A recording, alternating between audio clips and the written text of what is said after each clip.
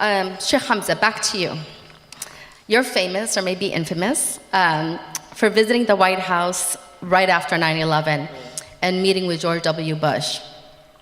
There's been a lot of misinformation until this day, which I can't understand, about your role in that meeting before and after. Can you please tell us what you said to President Bush and what really happened, so that, for history's sake, that we kind of couldn't put this to the rest? Yeah. I mean, first of all, I met one time I went in, and actually my recommendation to them, and Suhail Khan knows this story because he was there, Mahbub Khan's son. I was invited in with 4 other religious leaders. There was a cardinal who ended up getting scandalized in Massachusetts over the covering up the pedophilia problems.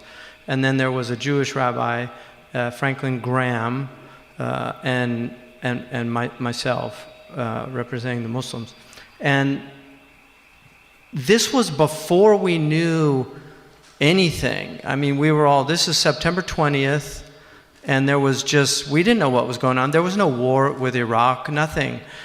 And one of the things that they mentioned was that first of all, I told him, I have a letter, which I've never published, and I probably should, because I gave him a letter that had my recommendations. One of them was, don't go to war in any Muslim country, because this is a criminal act and it should be seen as a criminal act, and no country has done this, and so it would be a grave disservice to the people that are going to be harmed by any war.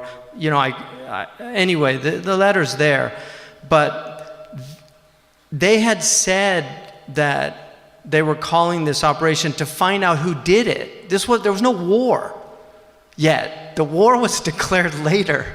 And they called the operation Operation Infinite Justice.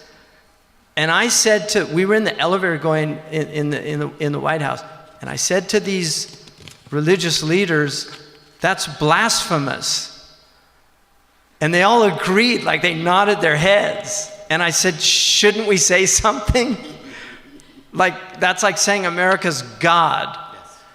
And they said, yeah, we should say something. So we appointed the cardinal. And so when we were leaving, he didn't say anything. So I said, excuse me, you know, this operation to find out who did this, right? Well, there was no war. It's called infinite justice, and only God's justice is infinite.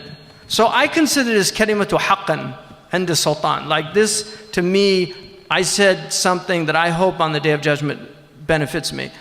I said it's blasphemous to say that, and offensive to Muslims. And he said, really? I said, yeah. He said, call the Pentagon, get them to change it.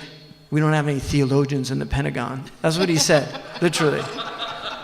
So they changed, that's my little footnote in history, you know, this guy that got the name. But it became a war. That wasn't what I was saying. So there's this idea somehow I was more concerned about the name than the actual war. There was no war. You know, it was a time, and for me, like my concern, and my family knows this, my concern at the time was I was very worried that the Muslim places of worship would be aggressed upon. My estimation for the people of this country went up enormously after 9/11, because most of our mosques had flowers, we had people calling. I was floored by that.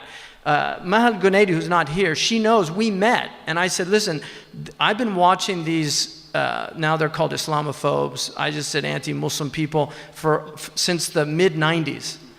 And these guys are going to use this as an opportunity to completely create a smear campaign against our community and make us look like a 5th column in the United States. That was my concern, was how Muslims are going to be viewed, about how Muslim women wearing the hijab are going to get accosted, our children being bullied. Those were all my concerns at the time. My concern was this community.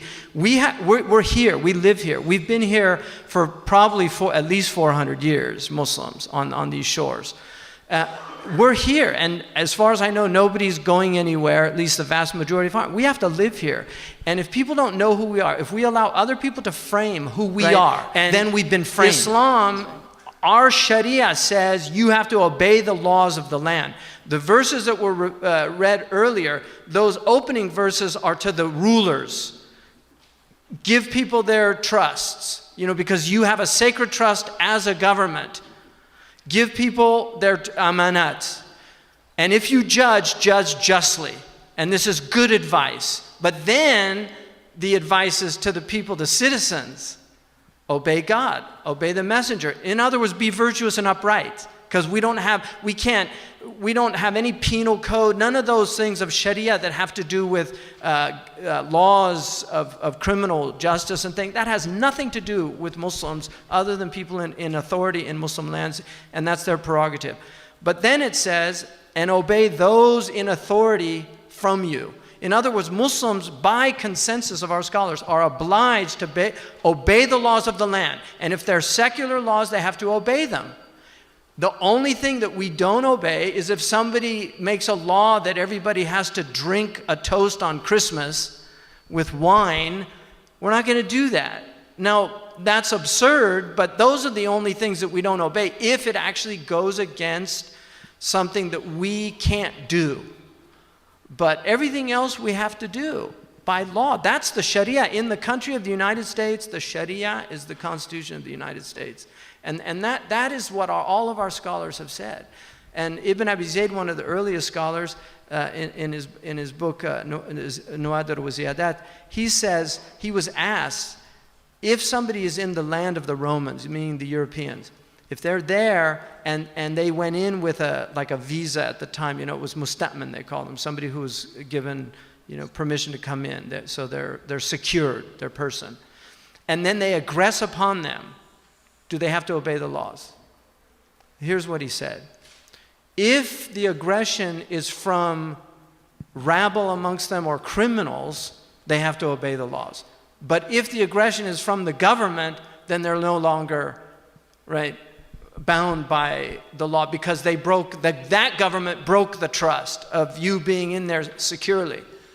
So that is an example of how sophisticated early on our scholars were. So, my goal in there was I actually took the essential Quran and I put all the verses and put stickums on it and said, I know you don't have time to read the Quran, but just read these verses. I gave him a thing from Muhammad Zakaria about the character of the Prophet, that he never repaid a wrong with another wrong.